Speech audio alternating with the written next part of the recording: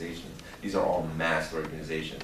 But I see our side, or if you want to say Trump, Libertarian, Conservative, Republican, the problem with it is like it's not organized. Why isn't it that like a lot of us agree with each other, but it's not really organized? Well, I'm going to argue one thing. Nancy Pelosi keeps arguing that the Tea Party is artificial turf. She's got it as always, totally backwards. We are actually grassroots. They're the busting. I have a pretty good answer here, and I've been stressing this ever since my friend. Thank you, Joe. That was that's Yeah, a, no problem. I have a pretty good answer. My friend introduced me to this group a few years ago, and I'm very happy to be here whenever I can make the meetings. And something I know you do, and I think Ariel to some degree too, is where the country has been going the last couple of years, in my view, what Trump was able to overcome and get about a 306 electoral vote majority, maybe not in popularity, but that's debatable, yeah. is the media has been changing exponentially for the last several years. And people, including myself even, haven't been seeing it changing so quickly.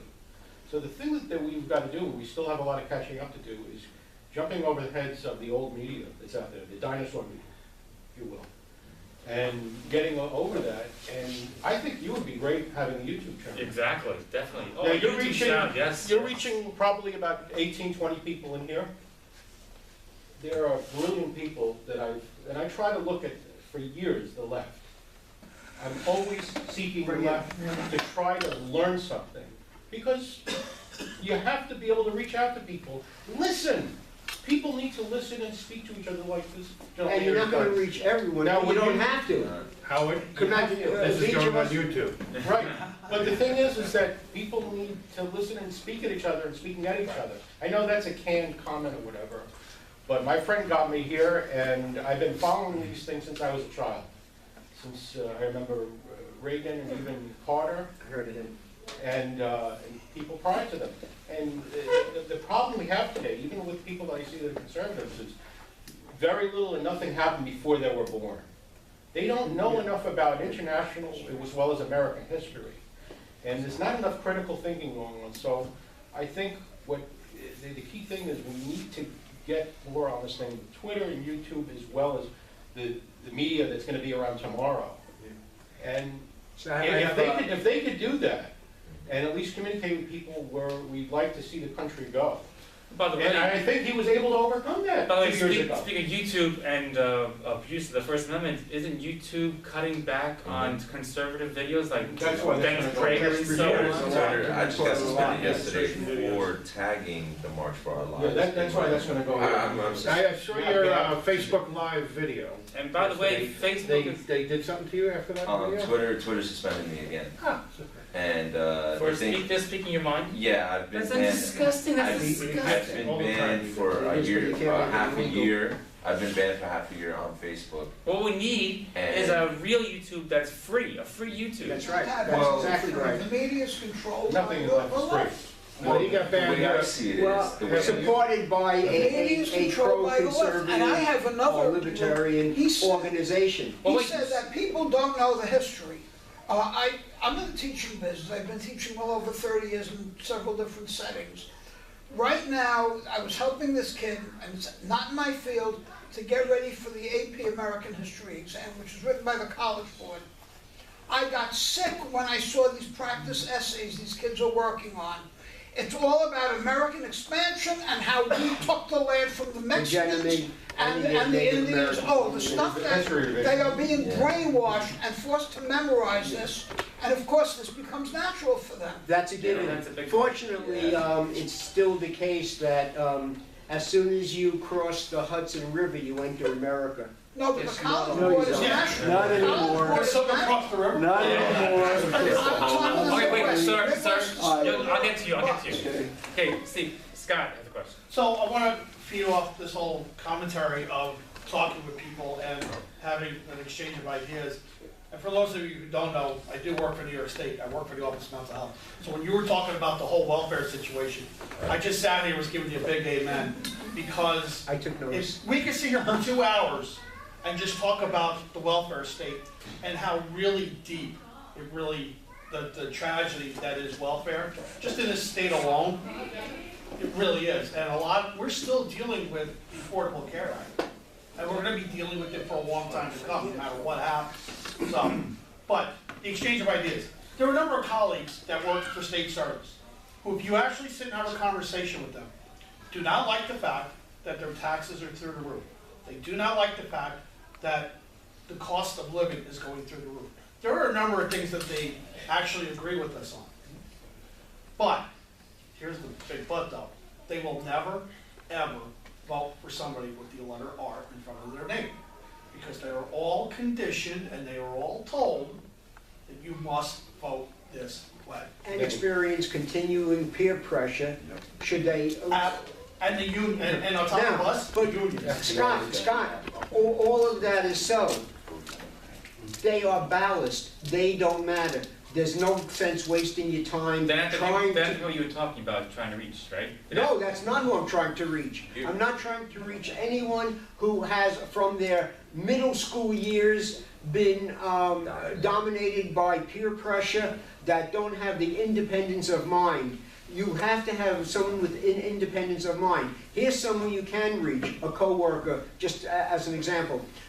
Someone who starts bitching to you about now that there is a limit to the state tax deductibility that they can pay, what that's done to their tax bill, what they're gonna have to pay from now on. They start bitching, why is that? Well, do you know that 75 cents of every dollar you're gonna pay? Some people say that we should have election day the day after April 15th. That's insane. No, just you're feeling the pain. That's insane. No, I'm not saying for real. I'm not saying for real. I'm just saying though, the moment you have the most pain is when you vote. Who has pain? Everyone's waiting for their refund. Oh, I see. Okay. And I'll just emphasize this one other way, you're talking about minimum wage, and obviously, in the nonprofit world, which, you know, I'm connected to also, what these folks do not realize is a lot of these nonprofit organizations who help with individuals who are handicapped, who have mental health or psychiatric issues, we deal with housing, okay, we deal with the whole homeless situation. So we deal with all that. While they're all going to Albany and sticking their hand out going, gimme, gimme, gimme, they're all screaming for minimum wage, they're all screaming for more money. These folks don't realize it's coming out of their own pocket. They still don't And realize. and it's almost like they're oblivious or they don't care. And what I keep telling my colleagues is our mental health, and so our whole human service sector is going to implode from within.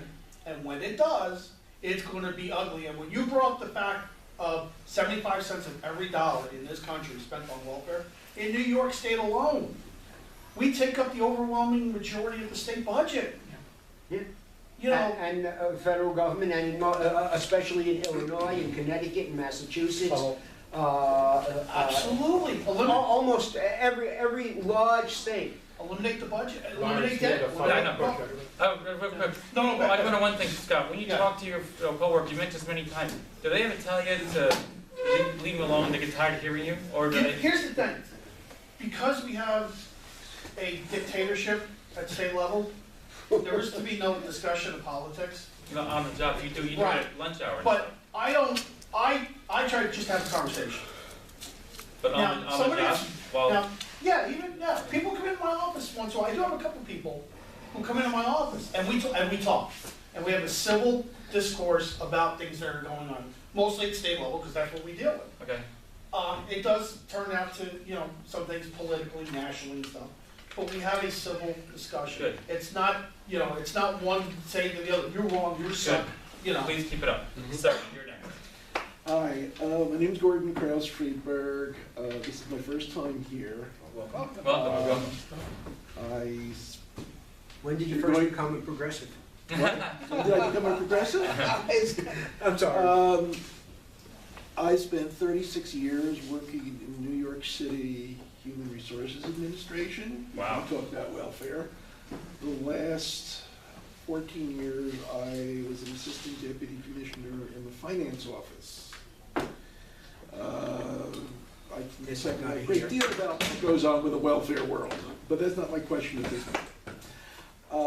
You mentioned about the boundary in terms of the United States. That's something I used to believe, but every time I read what goes on in the school systems, and in the state schools, and the local community schools, I believe that is no longer true.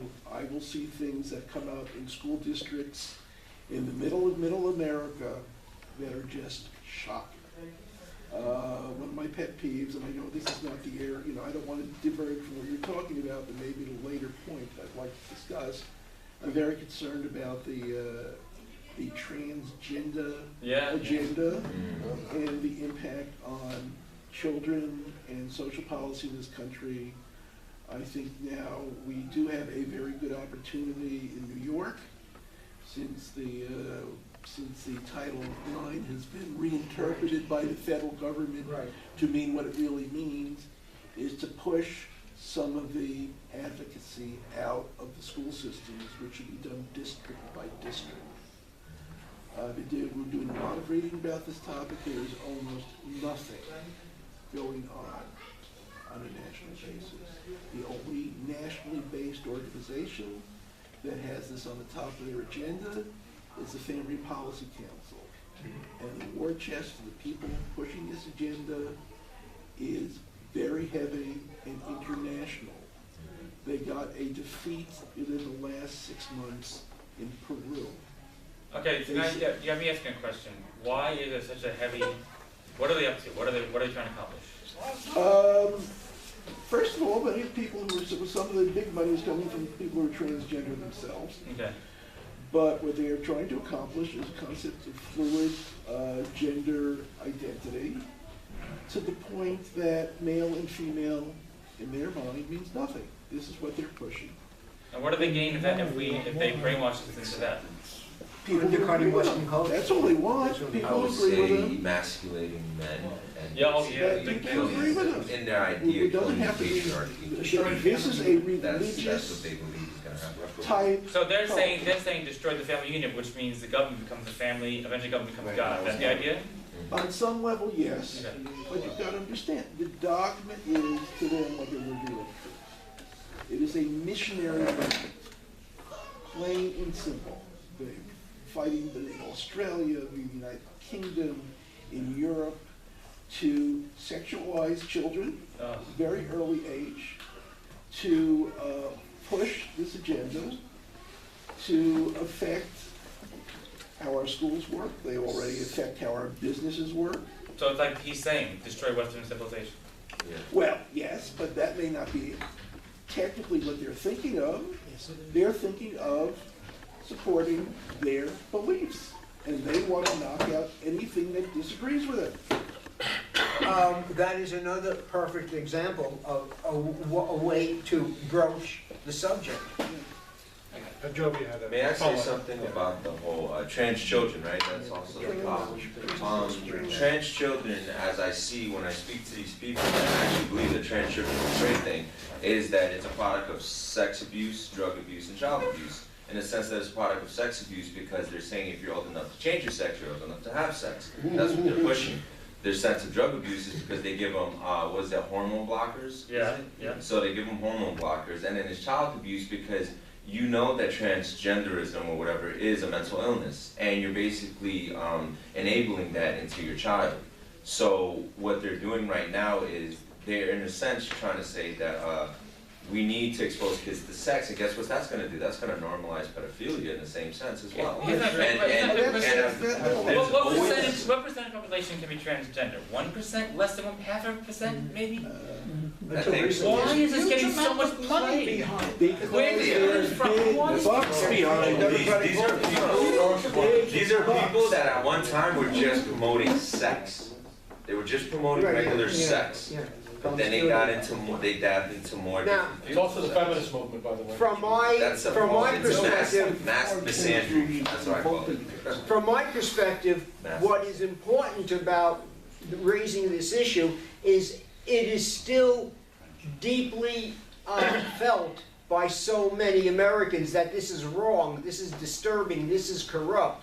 If it's that one thing that can allow for broaching the subject of what the left, of what progressivism is doing to our cultural, to our norms, to our values. And that is what's really getting under a person's skin. And you can bring that subject to the fore and discuss it and what's behind it, if you've done reading on the I subject. have done a lot of reading in the last 6 months. Okay. And You- I've been trying to contact my state representative who's on the state senate committee on education. For some reason, they don't respond to me. They're being paid off Well, I by don't know if the he's- organized interest Maybe that is hawking that I don't know if he agenda. is. I think he's a kook. Maybe he thinks I'm a kook. But rather than even talking about the broader base of the organized interests, their impact and how they can be fought piece by piece. They have our state Department of Education. Has anybody ever here seen a procedure relating to bullying and transgender? Of course. You've seen the procedures and the language? I went to school when I was at Madison, yeah. They threw it at us. What, and where? When I was teaching at Madison for Yeah, years, they they threw threw it it at- at how was us. that? The anti-bullying, well, I left in 2014. Okay, did you get the transgender support documents from the state? I don't recall, They didn't honestly. tell you how to talk to people and that... Oh, no, well, everything, gender Did they neutral tell- language is did they the, tell you that the word sex, like as what your sex is no longer politically correct? We have state documents referring to as sex assigned at birth. well, If you have a little list there, Cisgender. gender choice is the one I'm that proud I, of yeah. cisgender. or Yeah. true gender Yeah. identity. Yeah. This is all in our government I'm documents. proud of cisgender. In our New York State, of course, there's no secret. Okay, I'm sorry. Can you finish your point and then we'll go on next question? Okay, that was, I'm sorry, I was...